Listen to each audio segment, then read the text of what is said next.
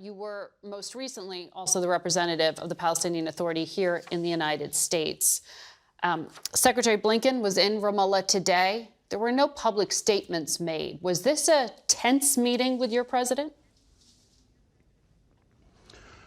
Yes, because there are differences. Our president demanded an immediate ceasefire to the atrocious, murderous assault by Israel on our civilians, on our people. This is not a war against Hamas. It's clear since it started, it's a war against our people, not only in Gaza, by the way, but also in the West Bank. 10,000 innocent civilians, almost half of them are children. And therefore, this is the key point now, not only because we want to stop the atrocities, the carnage, the deliberate killing of our people, but also we don't want this to spread over. Every minute we wait, there is a risk of spreading over.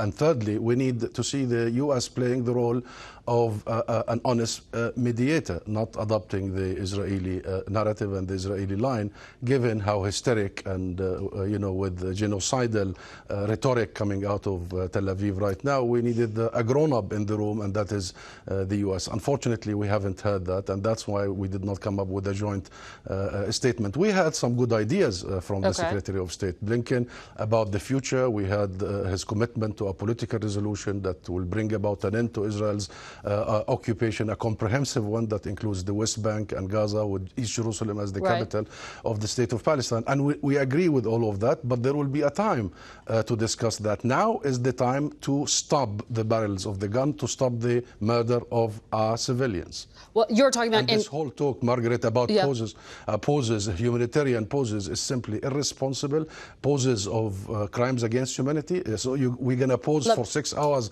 killing our children, and then we resume killing the children? I mean, this doesn't stand even international law. So yes, there are disagreements, and we seek more. Let me interrupt you here and say, the Deputy National Security Advisor to the President gave the Palestinian Authority credit for maintaining stability in the West Bank today.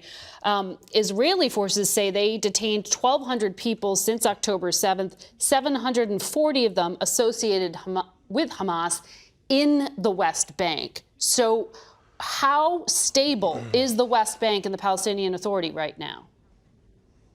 It is not stable, and that's not an accurate description of the situation in the West Bank. Our people in the West Bank all over are subjected to attacks by the settler militias that your White House and Secretary of State spoke about. It's very volatile and dangerous. Many Palestinians over the last 3 weeks, you're talking about more than 134, the last number I got, killed by illegal Israeli militias and the Israeli army. You're talking about provocations in Jerusalem, and you know how volatile the situation in Jerusalem, and you're talking about an assault against our people everywhere. So this isn't about West Bank and Gaza. The West Bank and Gaza are subjected to the very same exercise. Now, understood, but I'm asking about your...